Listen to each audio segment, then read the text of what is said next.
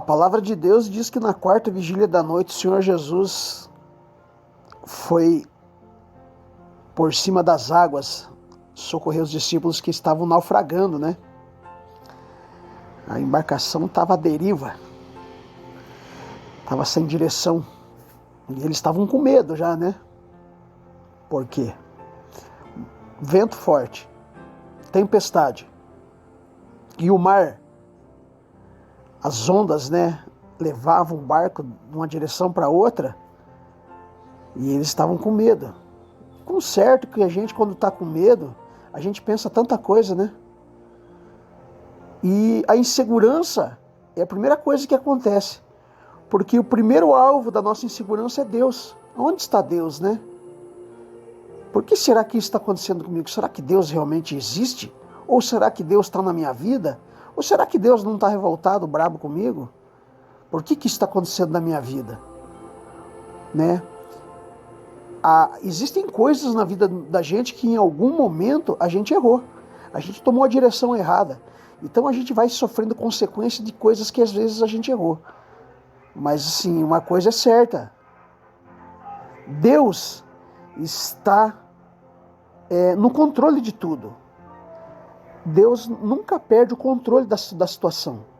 A gente perde o controle da situação, Deus não perde. Mas como é que a gente faz para ter uma sintonia com Deus? Para a gente estar ligado em Deus, para que Deus controle também as nossas crises, os nossos anseios, os nossos medos e preocupações. A gente tem que confiar na palavra de Deus. A gente tem que confiar em Deus e na palavra de Deus. Às vezes a gente vai orar desesperado, mas não confia. Ora, pediu para Deus, descansa em Deus. Porque uma coisa eu vou falar para você. Se tiver que acontecer alguma coisa, e Deus determinou, e Deus vai permitir, isso se chama ação permissiva de Deus. Não adianta que vai acontecer. Mas se não tiver que acontecer, Deus não vai deixar acontecer na tua vida. Então, confia no Senhor. Os discípulos estavam já numa situação mais do que difícil. E de repente ainda ficou mais difícil quando eles veem alguém vir caminhando por cima da água. Porque, poxa, eu já tô com medo. E de repente aparece um vulto, um espírito, uma assombração, que eles falaram é um fantasma. Né? Eu não sei se na tradução certa vai dizer fantasma. Eu acho que na tradução certa fala que é um espírito. Mas ele gritou e disse, sou eu, não temais. Então assim, nesses momentos da vida da gente vai haver alguém, como esse momento que você está ouvindo isso aqui agora, é Deus falando, sou eu, não temais. Ele está no controle do mar. E ele veio caminhando porque para ele não afeta. Você já parou para pensar que às vezes a gente está desesperado, né? Mas Deus está sentado no seu trono regendo o universo. Deus está lá. Isaías viu os serafins voando por cima do seu trono, dizendo, santo, santo, santo é o Senhor.